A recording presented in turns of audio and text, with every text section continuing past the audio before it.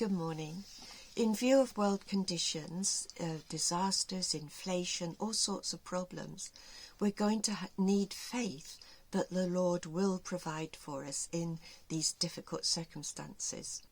Now, some of the stories in the older part of the Bible where God did provide for ones, we can draw comfort from those and know that he will provide for us as well. So today I'd like to look at the story of Ishmael. Now, Ishmael was Abraham's eldest son, but by the servant girl Hagar, the Egyptian.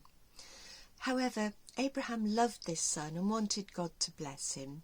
So we read in Genesis 17 and verse 20 that the Lord said to Abraham, "As for Ishmael, I have heard you. I have blessed him, I will make him fruitful and multiply him greatly. He was to have 12 sons and become a great nation. But," and there was a big but, "I will establish my covenant with Isaac that Sarah will bear to you at this time next year." So we know that Sarah gave birth to Isaac, and perhaps at age 4 or 5 he was weaned. They did it quite late in those days. So Abraham, to mark the event, had a big feast arranged. Now, Ishmael at this point was about 17 years of age, and he started to laugh at Isaac.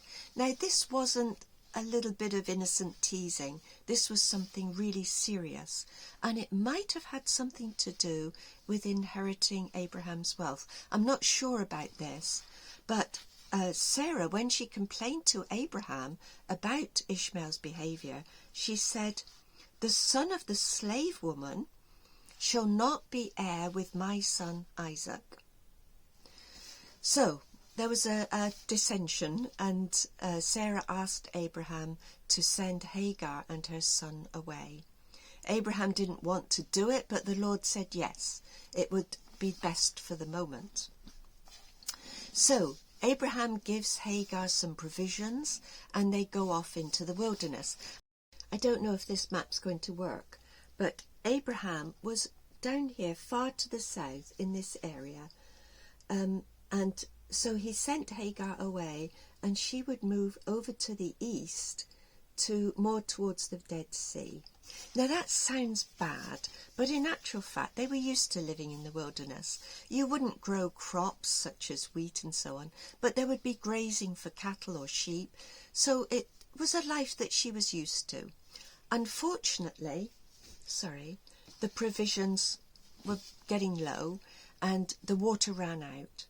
So in desperation she put Ishmael behind in some shade, and she thought he was going to die. But the boy started praying to his God, the God of his father Abraham. And in chapter 21 and verse 17, it says that God heard the voice of the boy, and the angel of God called to Hagar, and he said to her, What's troubling you, Hagar? You know that I've promised that Ishmael would become a great nation." So he opened her eyes and she saw a well.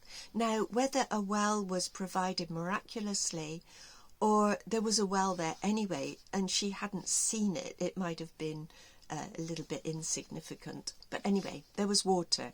They survived. Now, more than likely, they would have settled around this well. If you find a well, you've got water. You stay by it.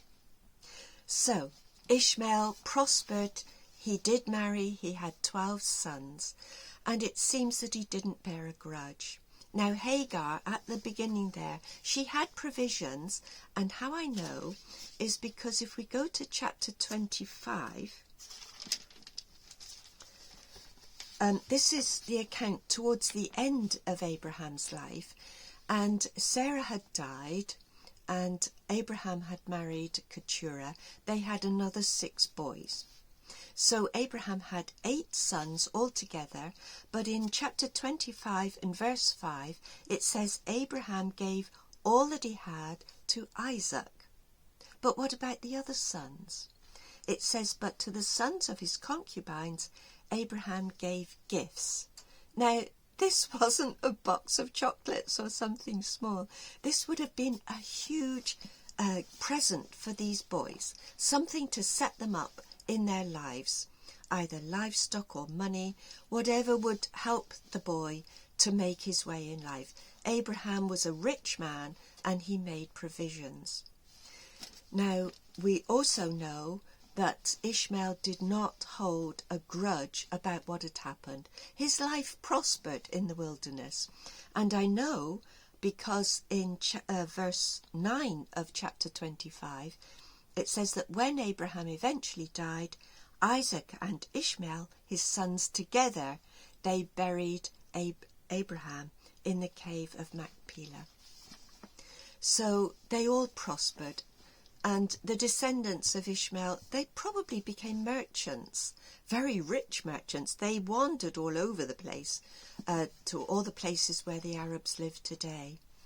Now, later in the years, when Joseph had come along and his brothers were mistreating him, they sold him to some Ishmaelite merchants who had some very wealthy possessions, and they had goods that were very valuable. They were on their way to Egypt to make a profit. So they did well. The Ishmaelites prospered.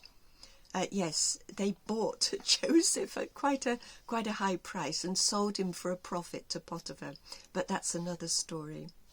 So the Lord fulfilled his promises to Ishmael that he would become a great nation.